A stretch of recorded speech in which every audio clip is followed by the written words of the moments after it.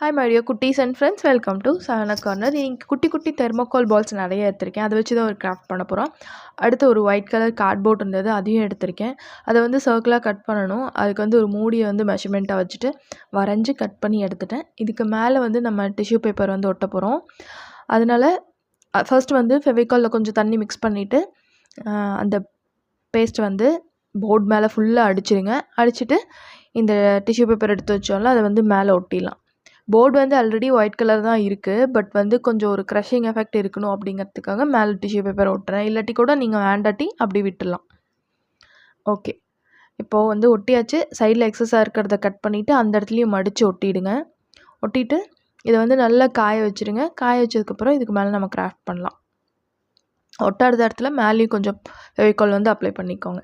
Okay, இப்போ காஞ்சதுக்கப்புறம் அதுக்கு மேலே வந்து நான் ஒரு பிளாக் கலர் பெயிண்ட் பண்ணிக்கிறேன். இதுவும் நல்லா காயிட்டும். காஞ்சதுக்கப்புறம் இதுக்கு மேலே வந்து க்ளே யூஸ் பண்ண போகிறோம். இது வந்து ஏர் ட்ரை க்ளே தான். எல்லோ கலர் யூஸ் பண்ணுறேன்னு பார்க்காதீங்க, ஒயிட் இல்லாதனால நான் எல்லோ யூஸ் பண்ணிகிட்ருக்கேன். அதில் வந்து இந்த மாதிரி ஸ்டெம் மாதிரி உருட்டிக்கோங்க. உருட்டிட்டு இப்போ நான் அசம்பிள் பண்ணுற மாதிரி அந்த போர்டுக்கு மேலே வச்சுருங்க. வச்சுட்டு அதை வந்து ஃபெவிகால் இல்லை ஹார்ட் க்ளூ எது வேணாலும் போட்டு, ஹார்ட் க்ளூ வந்து ஒட்ட முடியாது, காஞ்சிருச்சுன்னா க்ளே மேலே ஒட்டும் ஹார்ட் க்ளூ. இப்படி இருக்கும்போது அவ்வளோ ஈஸியாக ஒட்டிக்காது, அதனால் ஃபெவிகாலை யூஸ் பண்ணிக்கோங்க.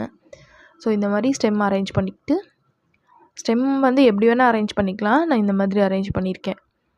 ஸோ கீழே எக்ஸஸாக இருக்கிறத கட் பண்ணிவிட்டு இப்போ வந்து நல்லா ப்ரெஸ் பண்ணி விட்டுருங்க. கொஞ்சம் ஃப்ளாட்டாக இருக்கிற மாதிரி இருக்கட்டும். ஓகே, அடுத்து இப்போ தெர்மோகால் எடுத்துகிட்டு ஃபஸ்ட்டு ஹார்ட் க்ளூ சூடு பண்ணி எடுத்துகிட்டு அந்த ஸ்டெம்முக்கு கீழே ஒரு ஸ்டெம்முக்கு கீழேயும் வந்து ஹார்ட் க்ளூ போட்டுருங்க.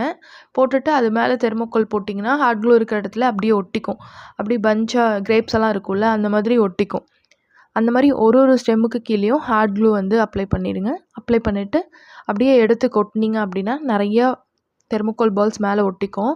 ஃபர்ஸ்ட் ஒரு டைம் அப்படி தட்டி விட்டுருங்க, எக்ஸஸாக இருக்கா கீழே விழுந்துடும். திருப்பி அதுக்கு மேலே இன்னும் கூட கொஞ்சம் ஹார்ட் க்ளூ போட்டுட்டு தெர்மோகால் பால்ஸ் போட்டிங்கன்னா அப்படி நிறையா அந்த தெர்மோகால் பால்ஸ் ஒரே இடத்துல நிற்கும். இது பார்க்குறதுக்கு வந்து அப்படி கொத்து கொத்தாக கிரேப்ஸ் எல்லாம் இருக்கும்ல, அந்த மாதிரி ஒரு லுக் வந்து கிடைக்கும். ஸோ ஹார்ட் க்ளூ போட்டுட்டு இந்த மாதிரி நல்லா ப்ரெஸ் பண்ணி நிற்க வச்சுருங்க. நிற்க வச்சிட்டிங்க அப்படின்னா அது கீழே விழுகாது. ஓகே, இப்போ ஒரு சைடு முடிச்சிட்டேன். அதே மாதிரி இந்த பக்கம் 2 ஸ்டெம் இருக்குது, அதுலேயும் வந்து தெர்மோகால் பால்ஸ் போட்டு ஃபிக்ஸ் பண்ணிவிடுங்க. இது ரொம்ப சிம்பிள் தான், பட் பார்க்குறதுக்கு ரொம்ப அழகாக இருக்கும். ஓகே, நான் வந்து 5 ஸ்டெம் போட்டிருந்தேன். 5த்துக்கும் தெர்மோகால் பால்ஸ் வந்து ஃபிக்ஸ் பண்ணி அடுத்து திருப்பியும் க்ளேவை கொஞ்சம் தேய்ச்சிட்டு ஒரு லீஃப் கட்டர், ஒரு சின்ன மோல்டு இருந்துச்சு, அதை வச்சு குட்டி குட்டியாக லீஃப் மாதிரி கட் பண்ணிக்கிறேன். இது ஆக்சுவலி லீஃப் கிடையாது, ஒரு பியோர் ஷேப்பில் கட் பண்ணுற ஒரு கட்டர். கட் பண்ணிவிட்டு அதை வந்து நம்ம வந்து ஒட்டிட்டு அதை வந்து லீஃப் மாதிரி நடுவில் வந்து ஒரு சின்ன கோடு போட்டு விட்டிங்க அப்படின்னா அது பார்க்குறதுக்கு லீஃப் மாதிரியே இருக்கும். ஸோ கத்தி வச்சுட்டு சின்ன சின்ன கோடு மாதிரி அந்த லீஃப்க்கு நடுவில் போட்டுவிட்டு, அந்த பீஸ்க்கு நடுவில் போட்டுவிட்டிங்கன்னா பார்க்குறதுக்கு லீஃப் மாதிரி இருக்கும்.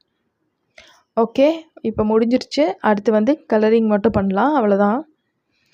ஸ்டெம்முக்கு வந்துட்டு அப்படியே விட்டுனாங்க கூட நல்லா தான் இருக்கும், பட் கலர் கொடுத்துடலாம்.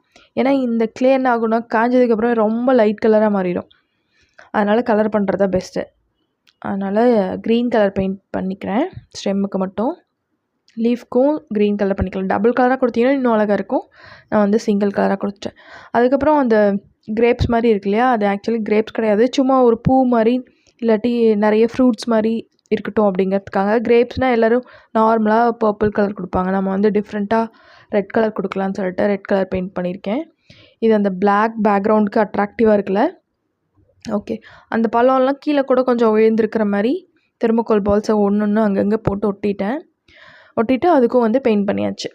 அடுத்து அந்த போர்டில் வந்துட்டு அப்படி பிளெயினாக இருந்தால் போர்டு மாதிரி இருக்கும், ஒரு மெட்டல் பிளேட்க்கு மேலே நம்ம ஒர்க் பண்ணியிருக்க மாதிரி இருக்கணும் அப்படின்னா இந்த மாதிரி கோல்டன் பெயிண்ட் எடுத்து லைட்டாக அப்ளை பண்ணிடலாம். அவ்வளோதான், நம்ம கிராஃப்ட் முடிஞ்சுது.